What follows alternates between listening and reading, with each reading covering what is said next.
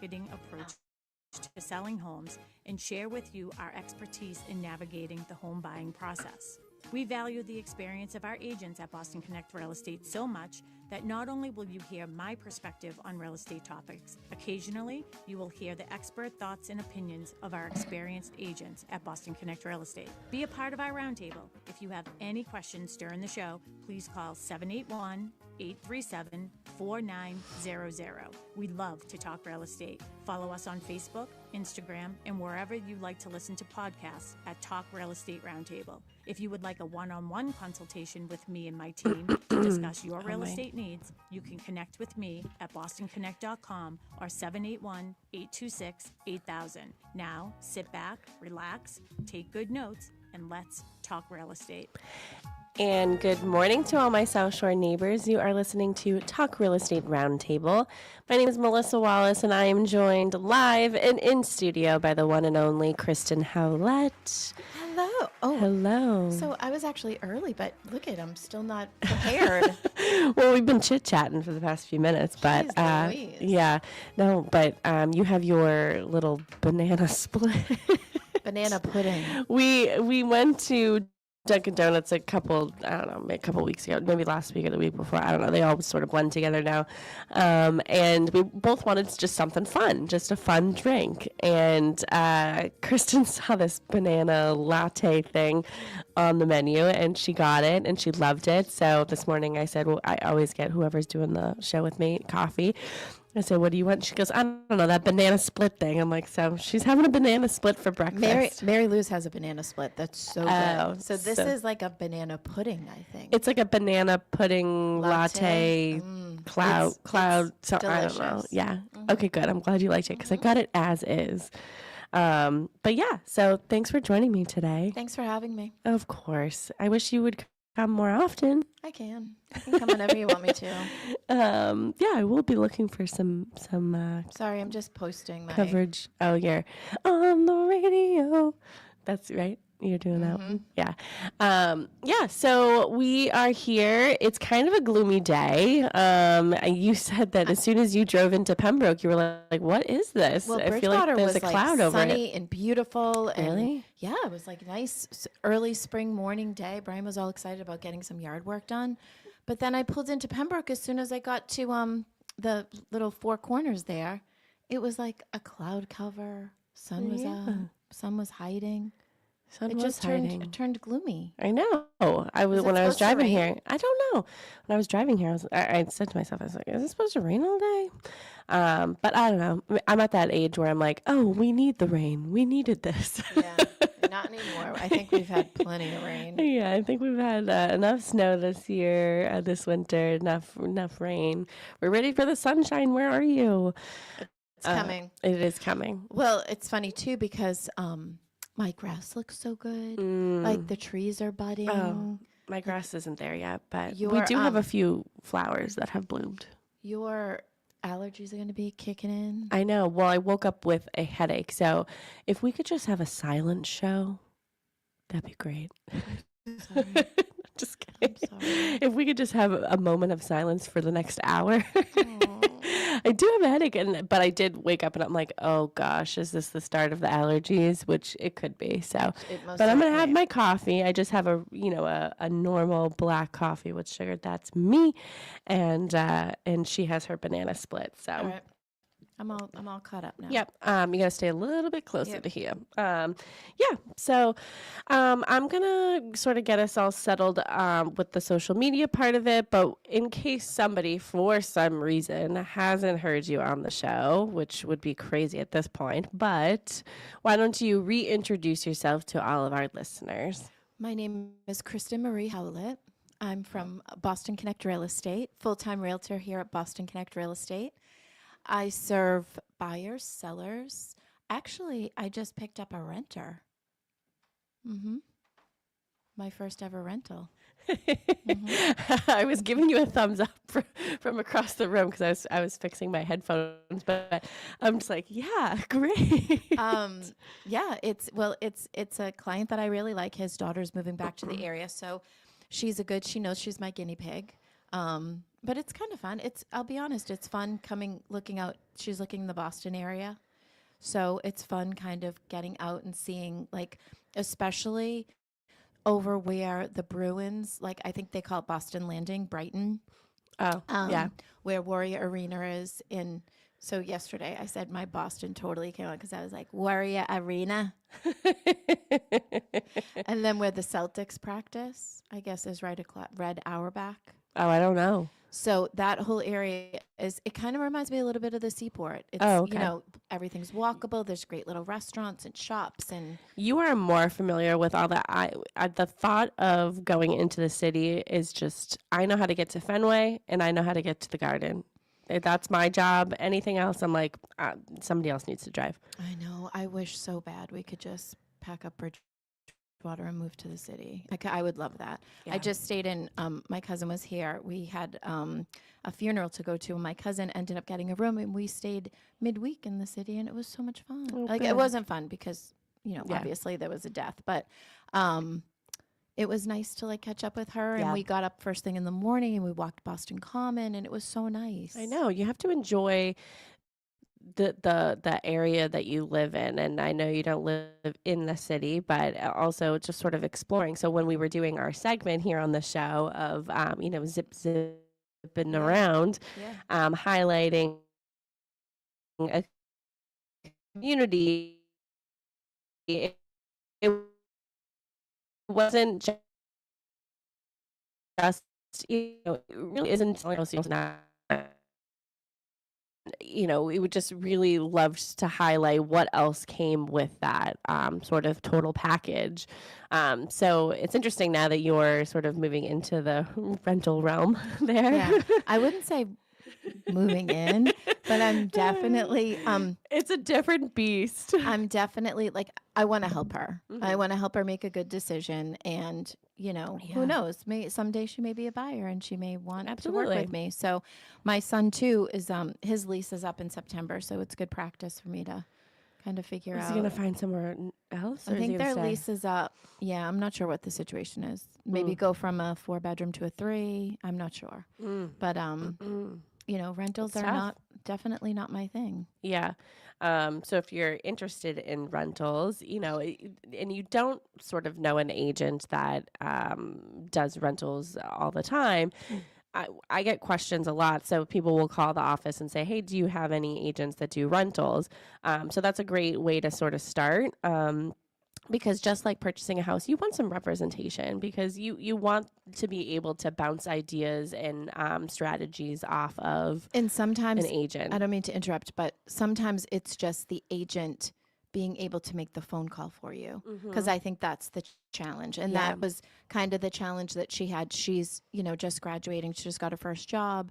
And she said, her dad said, do you want me to hook you up with an agent? And she's like, I don't think I need it. And then a couple of weeks in, she was like, oh crap, I do need an agent, because she wasn't getting calls back. And those Boston rental agents, it's no joke, because they are working their butts off, and it's nonstop. And, it's a lot of paperwork. But, my goal is just to kind of lead her in the right direction, take her to a couple places and see what she likes, and then take it from there. Yeah. Perfect. Okay, so when I approached you about what we wanted to talk about this weekend, it's sort of the age-old question that we're going to be sort of tackling today, and that question is, how's the market? And it seems like a very simple question, but is it?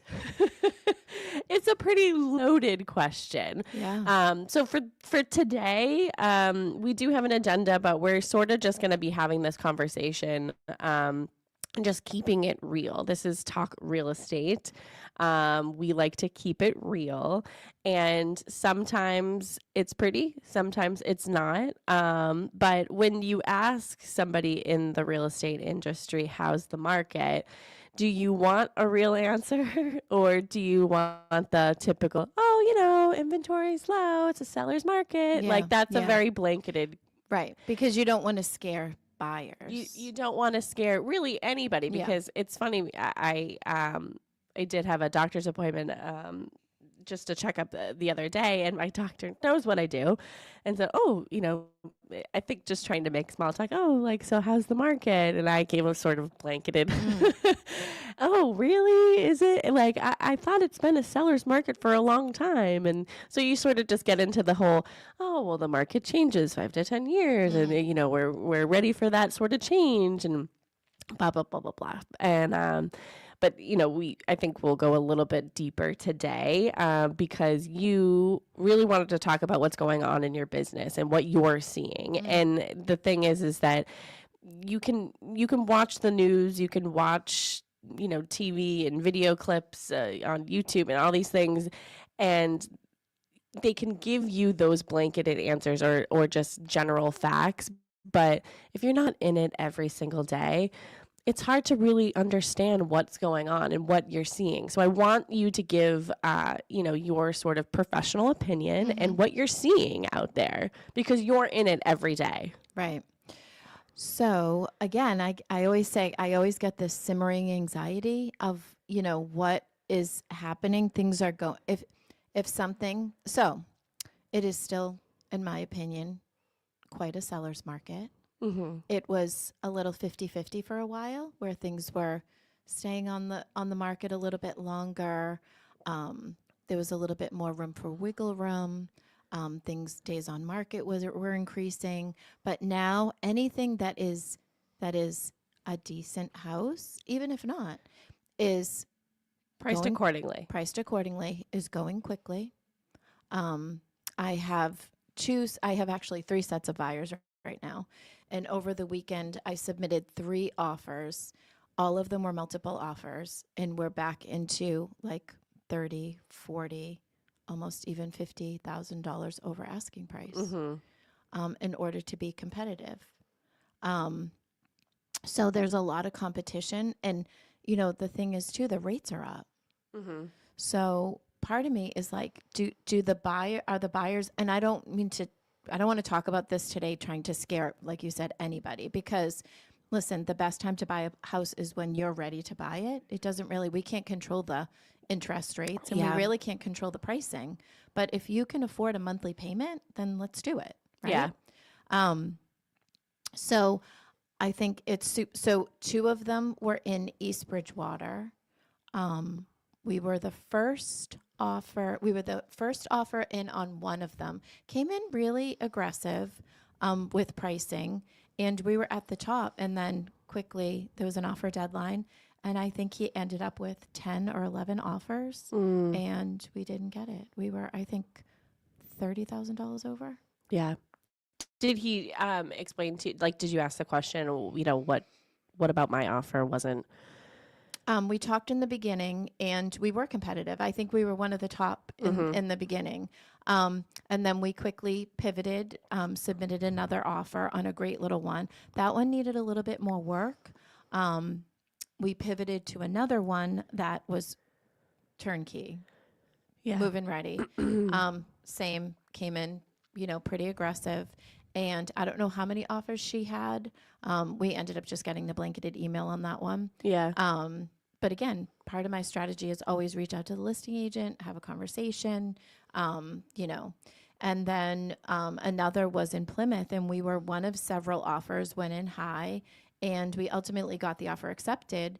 But the same thing. It's just it's a seller's market, and buyers.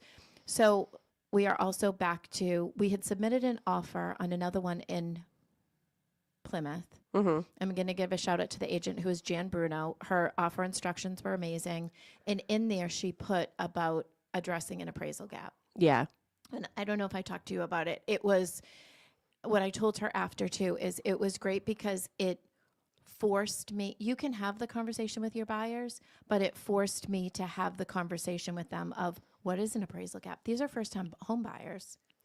Well, that's why it's so important, and we really do emphasize this here at Boston Connect Real Estate, is making sure that you're educating your client and being able to have those tools ahead of time. So you have a fantastic buyer's presentation. I know you have a fantastic seller's presentation, and it's sitting down and going through it. It is overwhelming. We know that, and that's why we're here to sort of hold your hand if you need it. And Sharon and I did a show a couple of weeks ago talking about everybody's different. Everybody's preference is different. Some people need hand holding. Some people need cradling. Yeah. Some people don't want to be touched. Yeah. And, and you sort of get a sense of who your client is from the very beginning. Things change over time. Yeah. They might be, don't touch me, to please cradle me. Yeah. Mm-hmm. And, even talking about your rental client, oh, I can do it on my own. Oh, wait, no, I can't. Yeah. So it's knowing your client and having that open communication, but also, giving them the tools to succeed in this journey to their home ownership. So it's having that buyer's presentation and going through, okay, this is what your earnest money deposit means. This is what, an appraisal gap means, and coming up with those strategies, especially when you are going to be putting in multiple offers. And why are we in this appraisal gap situation again? Mm-hmm. Because we're into that emotional Yes. the emotional offers and the emotional, I need a house now. Yeah. I just listened to an audiobook in the car. On Spotify Premium, you can listen to audiobooks. And I started out with it's not, so it's Best Offer Wins. And it's a great read. Mm-hmm. It's our life. And Yeah. it's, and it's these two cute, they're in an apartment, they're busting out, they want to have a baby. And she's like, we'll do literally anything in the world to get her offer accepted. Yeah. And I don't know that we're quite there yet, but yeah, the inventory's low. I hope it starts to increase. We are seeing more and more every day, things coming on, but it also seems like they're coming off as quick as they're coming on. Yeah. And it is tough. And we talk about the sort of seasons of real estate. So whether the market's changing every 5 to 10 years, which 5 years ago, 6 years ago was the start of COVID and sort of the chaos that came with that with real estate. But then we just had an election year, and that is always notoriously something that makes people nervous, whatever side of the, the line you're on. It doesn't matter. It sort of is blanketed again. Yeah. People get nervous no matter what. And the media, I think, for some reason, always portrays real estate investing, the real estate market as negative. Like they always want to spin the negative that it's, doomsday, and it's really not. Yeah. If you bought a house since COVID, guess what? You're making a good chunk of money. And just on that point, I have this little segment here where it's like what the market actually means. So the market's in quotation, and it breaks it down between local and national market. So when you are on these big network, news stations, and you're seeing they're talking about the whole nation, that's not your area. Something that is selling here on the South Shore is completely different than, rural Kansas or whatever. Like, it's just not the same. And I remember when my friend in Florida was going through the process of selling her house and purchasing another house, and I just sort of blew my mind, the prices and everything. And I just said to her, I go, I wish I could help you, but that is such a different market. When you're selling a, 3-bedroom, 2 full bath on a, in a private community on the golf course, everything. And it's like 2-car garage, everything. Over 2,000 square feet for $325,000. Like that just sort of is like, that doesn't make sense to me, but it must make sense in your market. Yeah. So you have to trust your professional, and then, to purchase something, twice the size for, not much more. Yeah. I'm like, oh my gosh, it just sort of blows my mind. But you have to, if that house was transplanted to anywhere else, it's just a different market. Mm-hmm. And so it's understanding the difference between what you're seeing on TV you got to come back down to reality a little bit, because that's not necessarily your market and where you live. Right. And right now we're seeing it, not just with the interest rates, but, the gas prices and then the cost to heat. I mean, thank God we're coming into the spring, but, gas, heating oil, anything, any other added costs that go onto your monthly. So again, if you're getting ready to dip into buying a house, sit down with a professional and figure out what that means for, your monthly, what to expect.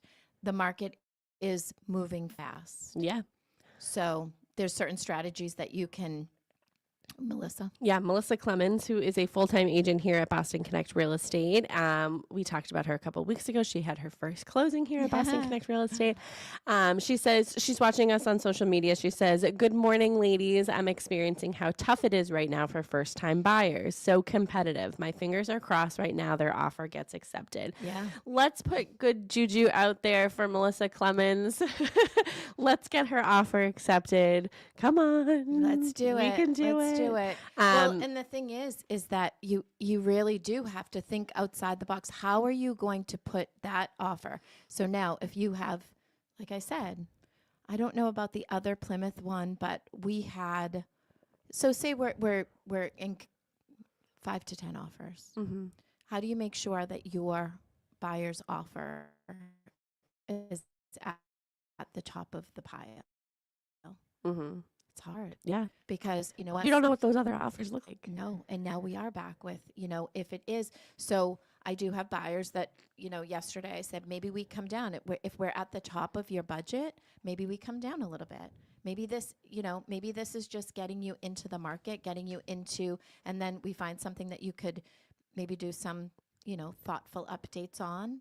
Your return of investment. I say it all the time with my buyers. That's all I care about. Yeah. All I care about is that you can make a little bit of money. Yeah. Walk away with feeling that you made a good purchase, you lived there, you took care of it, and then you turned around and you made profit. Yeah, exactly. You're not just looking at what they're purchasing. You're also future forecasting. Okay, what's the value going to be when you decide to turn this over? Yeah.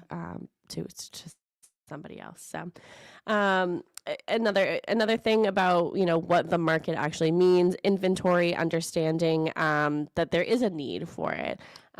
Wait, I'm interrupting because Melissa said they wrote a beautiful letter. Excuse me. So we've been running into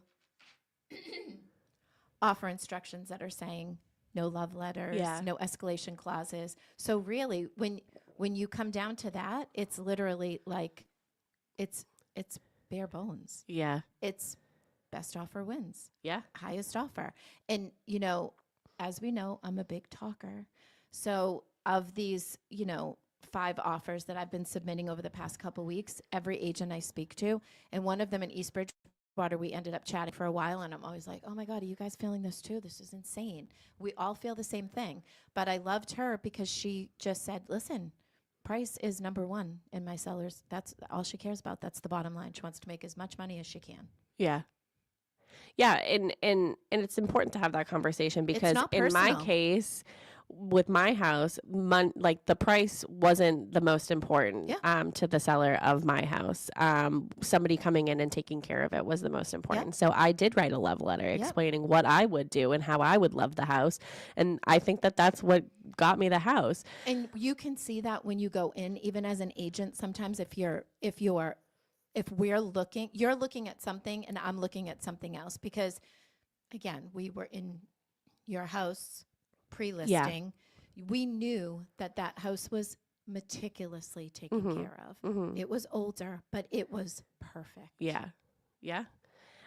So, you just sort of have to know, and in order to know, you have to ask the question. And that's why it's so important to hire a professional, somebody who's in this industry full time, takes it seriously, and is going to sort of advocate for you, before, during, and after offers.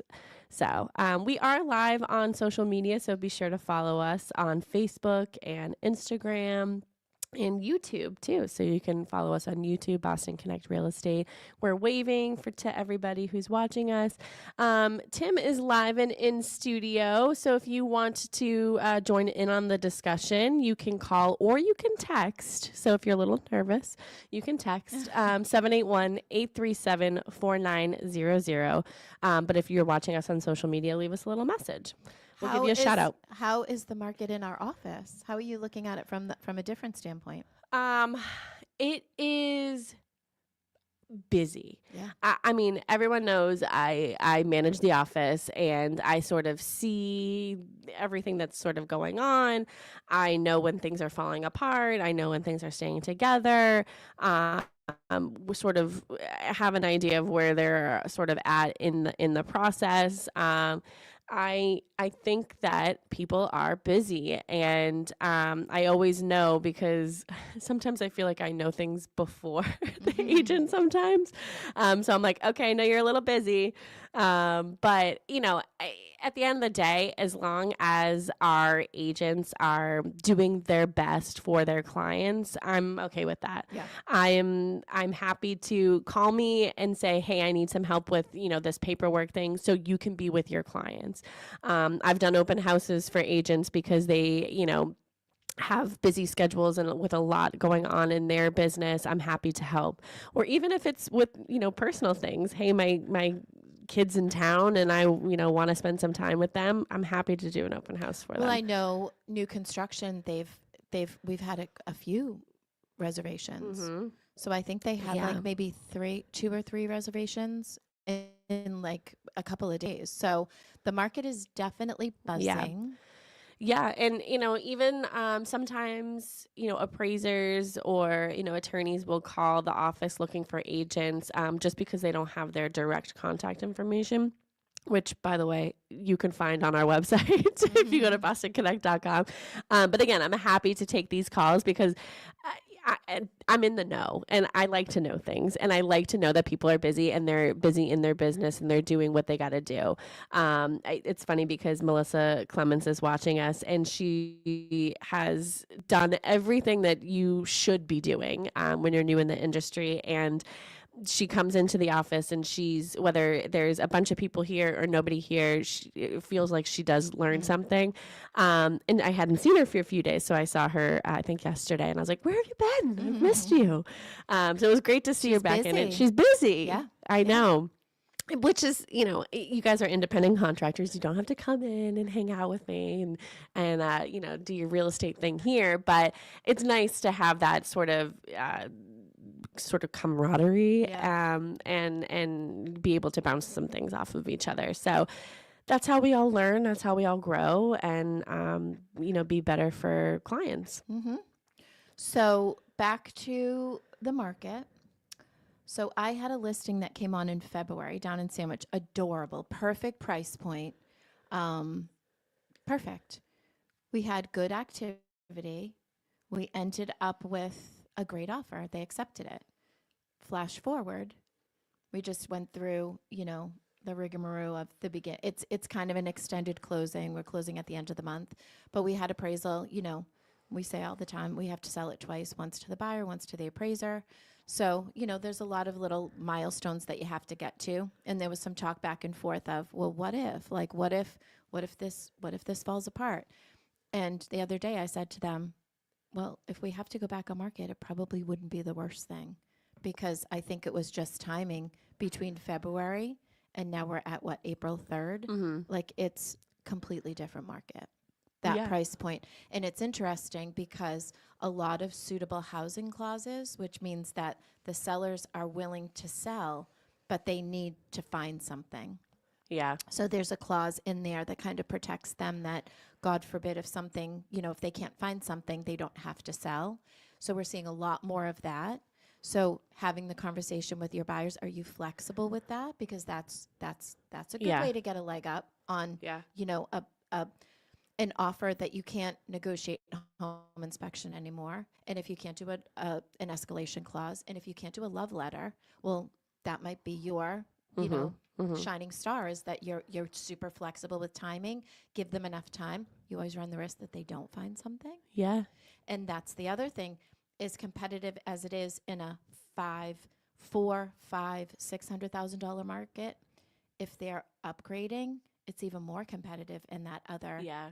Right? We're seeing that a lot. Yeah. And the agent that I spoke to the other day was saying, her sellers were looking like in Duxbury, Marshfield, that whole area, and they were like at the $1 million mark, which is ultra competitive, which is crazy. Yeah.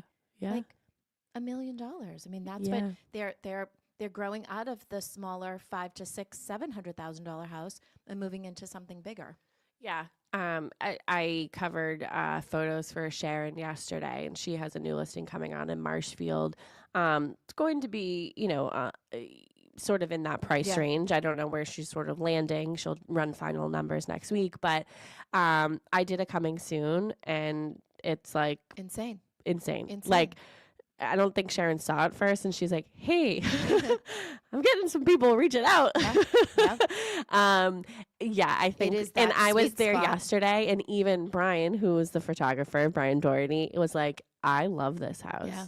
Like, the layout is just so cool, just the way that sort of everything. I don't know, like it's deceiving from the outside." But when you're inside, you're like, oh, this layout's kind of like cool. Like this works. Yeah. And he was like, yeah, I wish I could convince my wife to move here. So again, we'll go back to if you love it, and the photographer loves it. I did. I was like, already getting this is a cool house. Interest. Yeah. Which is interesting because you guys should do the whole thing about coming soon, because now I just got my first. One of my buyers shared with me a Compass listing on Zillow that's coming soon. Yeah. And this whole new coming soon market. Yeah. Is it going to work? Is it not going to work? I don't know. want to put my opinion out there about this whole thing. It's to capture leads. It's to capture your business. I don't think it's necessarily to sell that property. It definitely will not serve the seller. No. There's no way that it will. Yeah. No. If you want to sell your house, put it on MLS and get as many people looking at it as you can. Yeah. I think that's an opportunity for somebody to capture a lead. And if you're somebody who are on these third-party sites just perusing, be prepared to get phone calls, because if you start pressing buttons, your information goes out there and somebody's trying to snatch it up. Yeah. So just be careful. And that's why we always say the best form of getting information is directly from your agent. Of course, everyone's going to be laying in bed and they can't sleep and they're scrolling through. And I get that. I've been there. But just be careful. And I think in some ways, like, Sharon's Marshfield property, a coming soon post is appropriate in ways that, if you have it's from our brokerage, you have direct link if you want to the listing agent, if you want more information. It was just a couple pictures of the outside. I mean, it has an incredible backyard, an incredible pool and cabana. You want to live there. You want to vacation there. You want to summer there. But more importantly, if I have a buyer that is honed in on Marshfield in that price range, that's perfect for me, because I might say to them, I know you loved this one in, Weymouth, but let's hold on for a minute. Let's take a look at this one. We might lose that one, but this one might be more suited for you. So at least, in that way, I think a coming soon does help, because it kind of gives somebody the leg up on what might be coming on. Yeah, absolutely. And I think brokerages should do on their own these coming soons. But when you put them on these third-party sites, I feel like it's not to serve the seller. Right. It's to serve the agent. Right. I forget why we just got on that subject. I said that. I don't know. I had a thought, and then there it goes. Everyone on social media saw it flying away. I do want to get to the emotional side of the question. How's the market? Oh, go ahead. That's you. Oh. Yeah. You just I found it. I caught it with my hand. I grabbed it. What I was going to say is that's where we get into the emotional, because once there's, Sharon putting that on, you guys putting that on, now it gets that, oh my gosh, they're thinking about it, looking at it, looking at the pictures. Oh, I know. I've been there. And that's where it's the emotional. I think that some people may think that us as agents are the ones that are driving up these, Yeah. crazy offers. And I wish we had that power, but we just don't. Yeah. It's more the buyers and the desperation of trying to find something. What am I going to do? Again, I can't wait my home inspection. Yeah. I can't write an escalation clause. I can't do a love letter. It's literally just money. And if I have the money, I'm going to throw it at it. Yeah. And if I have a way to bridge that appraisal gap, if God forbid it doesn't appraise for some reason, if we're pricing it appropriately, and let's face it, if we're doing our job, we're pricing it as to what the comps are telling us. So if you're telling us that you want to put, 70,000 more on it, you're going to have to show that you can come up with a gap. You have to support that. And we say it all the time. We cannot gauge emotional value. We can give you the facts. This is what the market value is for this property. Anything above that is your emotional value. And I think that also gives other buyers anxiety because everybody has a different budget. Everybody's emotional value gauge is different. Yeah. But you have to be able to back it up. So what happens when it doesn't appraise? Are you going to ask for a reduction in price? Because the seller's going to be like, you offered it to me. That's why I love Jan Bruno, because she put it right in that offer. And she said, I'm not, you know what? That's where things get murky. And that's where deals fall apart. And she's absolutely right. Like, our job is to sell it and sell it once. We don't want to come back on market. We don't want people to be disappointed. But on the flip side, back to, if you're falling in love with a house, it's listed for $700. You're telling me that you need that house, you love it, and you're going to pay $775, and you can. Guess what? The next time that something else goes up in that area, it's going on for $775. Yeah, we'll go back to that. We don't. It's not built into the price, but now that becomes a comp, right? Yeah. Sorry, my mom has been blowing up my phone, and then I just read the last text. She goes, "LOL, those last 3 were for Auntie." So she's like speed texting me, but it's not even for me. So, That's so funny. But she is listening, our number one listener. Whoop whoop. Hey, Liz. Hey, Liz. But yeah, I mean, it's just, I think when buyers ask, how's the market, I think there's a part of them that's nervous about competition and affordability. Yeah. Again, with the gauging of the emotional value. And then when sellers ask, they want to know how they can maximize their value and their time. Right. So again, getting the most amount of money in the shortest amount of time, if that's what's important to them. But I think some fear-based question, am I buying at the top? Yeah. Did I miss the best time to sell? Yeah. And these are all, we give a very attorney answer of, well, the best time is the best time for you. Yeah. And to keep in mind, as the market is moving and as you're navigating this market, again, if you're looking for, a 4-bedroom, 2-bath colonial in a certain area, and now we're in this multiple offer over asking price war. Do we want to go to war? Keep in mind that the next time that's going to be the price. Yeah. We don't control that. It's really the market that's dictating it. I mean, the most important thing is if somebody's sitting on a house that doesn't serve you anymore, sell it. Yeah. Give us more inventory. Yeah. Let us find you But something. of course they're going to say, well, where am I going to go? We'll get you something. We'll get you something. Don't worry about it. Don't worry about it. As we'll stay up all night worrying about it for you. Don't worry. That is what we do. And just sort of the role that emotions play in decision making versus data. So again, that's the emotional value. So yes, we are seeing multiple offers, and I would say most of the price points. Again, if something is priced appropriately, it is going. If it is, even if it's not in the greatest shape. I mean, I have buyers that are looking at houses that need a ton of work. Yeah. 2 cutest.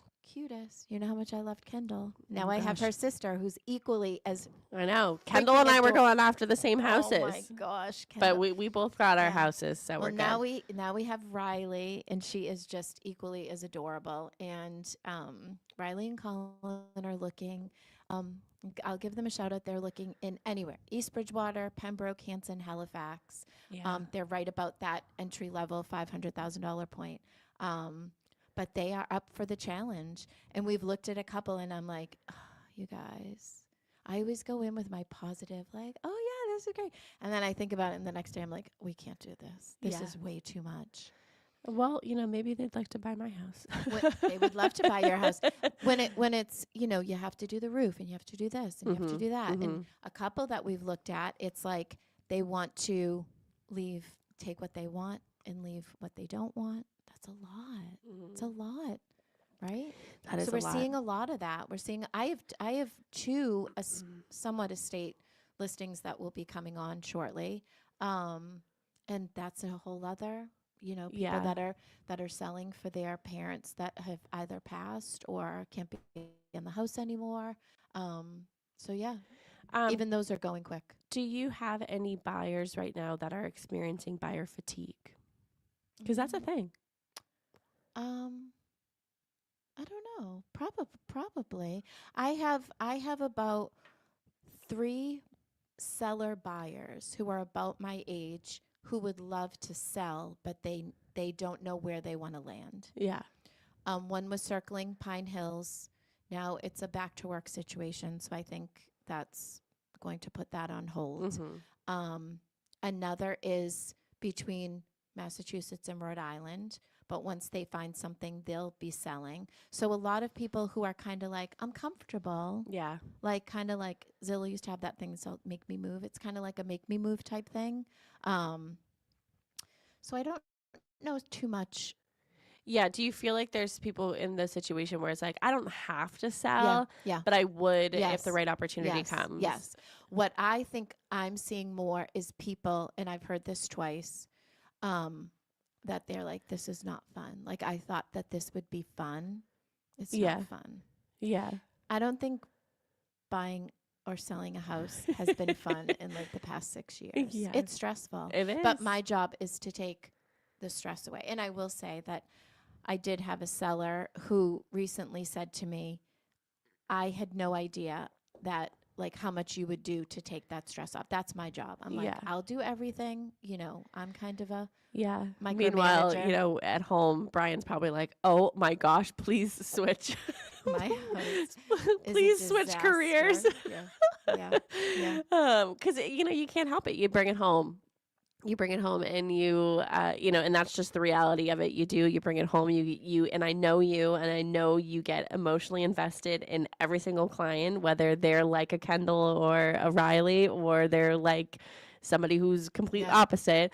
You become emotionally invested, and you want the best for them. And you should have an agent like that. And I'll hype you up for a minute, because I think that you do a fantastic job, catering to every single person that you come in contact with. And I think that you do a fantastic job at everything when it comes to real estate. And of course, there's always room to grow, but and I think that's why you're always so involved in the things that we do here at Boston Connect Real Estate. And, whether it's trainings or anything like that, I just think that, you sort of have this, you're the example of what you should be doing for your clients. Thank you. You're welcome. Well, I also want to say this. I always, our first call, our first conversation, I always say, you guys may think this is hokey, but I also believe that if it's meant to be, it will be. Yeah. Like, we can't force any of this. We can chase these houses and throw money at it, but if you're not, I really firmly believe that if you're not meant to live there, you're not going to. Yeah. You know what I mean? So it is what it is. And you kind of have to go into it. It's emotional and it's not fun, but also we have to take, for most people, it's a business transaction. Yeah. And that's what we have to take from it. Yeah. You put your best offer in, and we hope that it gets accepted. And if it doesn't, then guess what? I always say we lick our wounds for a couple days, and then we hop right back on and we find something else. Yeah. I think, during my buying journey, I think I ended up putting in 8 offers, and you saw a lot of the houses that I put in offers. And I look back and I say, oh, you know what? I'm glad that I didn't get that one. But in the moment, I was devastated. Devastated. And I'm in the industry. But it is sort of a blow to your ego because you're just like, I put my best foot forward. But you have to have that understanding of I put my best foot forward and it just wasn't good enough, and moving on to the next one. And as soon as I moved on to the next one, I forgot about the last one. Well, I laugh all the time because I go in so positive and I'm like, oh my God, it's so cute. They're so great. Blah, blah, blah. And then when it doesn't work out, I'm like, oh, that place was a dump. Could you imagine having to take care of that every day? Well, it's funny because like when Ethan and I will be driving, and a lot of the houses are around here that I put in offers, and I'll say, oh, I put an offer in that house, and I'll look now and be like, oh my gosh, we would have outgrown that, and we're just two people with two cats. We would have outgrown that. But that's so important. Yeah, and so I think about some of the houses, and yes, my house needs work, and we're paying for a wedding now, and so some things are on the back burner, but I know that I sort of landed where I was supposed to, but it took me a while, and my journey sucked. Yeah. It just did. On top. But I ended up on top. So, you just have to have that sort of perspective of yes, when the right one comes, it will happen. It's going to happen for you. So in this, how's the market? If you are a buyer, you've got to have some thick skin. You've got to have a strategy.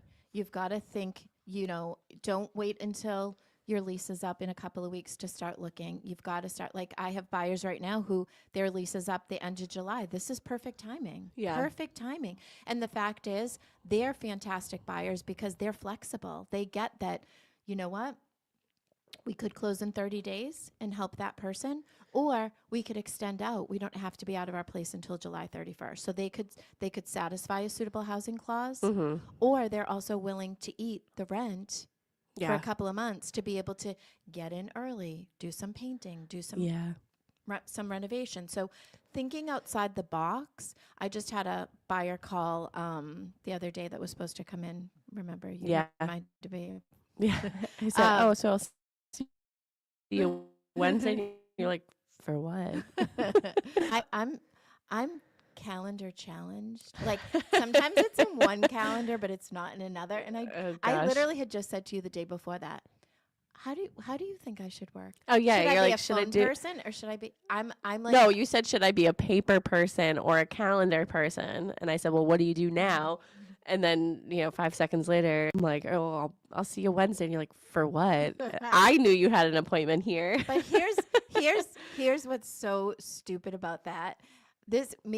So this was a referral from one of my favorite clients, Katie Butler. She's awesome. And we've been literally playing phone tag, trying to nail down a time. And she's like, got 2 kids and she's, running around and blah, blah, blah. And then that day I was like, oh my God, why don't we just talk on the phone? Like, you don't need to drive all the way to Pembroke. And we did. We had a great conversation. We were on FaceTime. We got everything out of the way. Oh, perfect. We nailed everything. And then honestly, I'm like, all right, the next time, now you come in the office. Yeah. Now you're coming into the office. It's just, but anyway, she was saying that, she's not quite ready yet, but maybe it's going to be like before September. So we talked, we have a plan, we're going to execute it. But in the meantime, she was kind of like, oh, I don't know what I could. No, I'm not a lender. I stay in my lane, but I know enough to know you can go on this mortgage calculator and it's pretty accurate. And if, you can, and it was like a light bulb went off in her head and she was like, oh my God, I never even thought of that. Yeah. So what she was thinking she could afford, she could not afford, I should say. It was like, oh no, I could do that. Yeah, it's surprising. So if you're a buyer, do the work, talk to a lender, get pre-approved, figure out where your budget's going to be, come up with a plan. Yeah. Be prepared, get your thick skin, know what you're up against. I mean, we could have an influx of inventory and this could change in a couple weeks like it just did.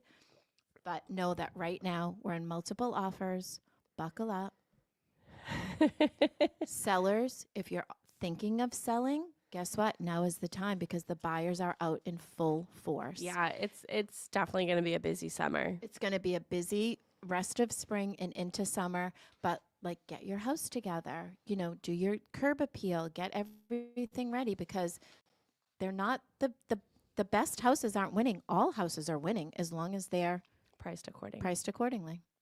Yeah. Rant over. There is a bum for every seat. There's a buyer for every house. That's right. You just gotta find them. That's right. You're It's one of laughing my at me. favorites. Yeah. I'm going to give you this opportunity to give your contact information out to everybody if they want to talk to you about real estate. Well, again, my name is Kristen Howlett, Boston Connect Real Estate, 617-448-4896. I do have a great listing, again, talking about a butt for every seat. I have 170 Pleasant Street in Whitman, which is still on the market. We are waiting for that perfect buyer because it is such a unique house in a unique situation.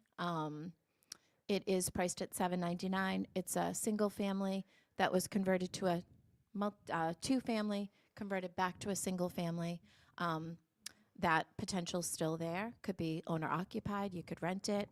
But yeah, it's great. Run 70 Pleasant Street. We get such great feedback. We're just looking for the perfect person. Yeah. Awesome. A persons. Or persons. Mhm. Yeah, that is a great listing. And when I did the promo for the show, I used that picture. Yeah. So if you saw the promo for the show, you can see 170 Pleasant Street, but also you can go to bostonconnect.com and find all of that information. I'm going to talk to them into letting me do a commuter open house next week with the time change. And the last time I was doing an open house, I was putting my signs up over on, I think it's 53 maybe, or 58, where it intersects. And somebody stopped me and said, "Is that the red house on the corner? I love that house. Oh. It's got such curb appeal." Yeah, it really does. Yeah. And I don't particularly love Twilight pictures, but I love your I Twilight know, pictures. I know. Rich Ryan. There you Yeah, go, Rich. yeah. Yeah, that it is a great house, and so we'll be sure to promote that commuter open house in any open house that you do. But I hope that a buyer does come through soon, because it is a unique property. It's a great opportunity if you're looking to get into Whitman. Mhm. But yeah, the only open house this weekend is Cochise Estates, Yeah, which I Mary- was supposed to do, and Mary switched with me last minute. Yeah, that's great. Mary will be there in West Bridgewater at Cochise Estates from 10 to 2 today. Tomorrow's Easter, so there's nothing. Mhm. We hope everybody enjoys their holiday. And sort of final thoughts here. What do you think? When somebody asks you how's the market, what are you going to say right now? The market is thriving. It is thriving. It is definitely thriving. It is a great time to buy, and it is a great time to sell. There you go. There's your Mhm. final thought. Thank you so much, Kristen. I Thank hope you you. enjoyed your banana split here this morning. Thank you so much. Thank you, everybody, for listening. I will be back next Saturday with Sharon. I don't know what the topic is yet, but of course, we'll give you all of the greatest real estate knowledge here. Thank you, everybody, for listening. Thank you, Tim. You're always the best. And thank you so much, Kristen. We didn't even say hi to Tim. Oh, hi, Hey, Tim. Tim. Hey, hello, goodbye. Hello, goodbye. Bye, everybody. It's a beautiful day in this neighborhood, a beautiful day for a neighbor. Would you be mine? Could you be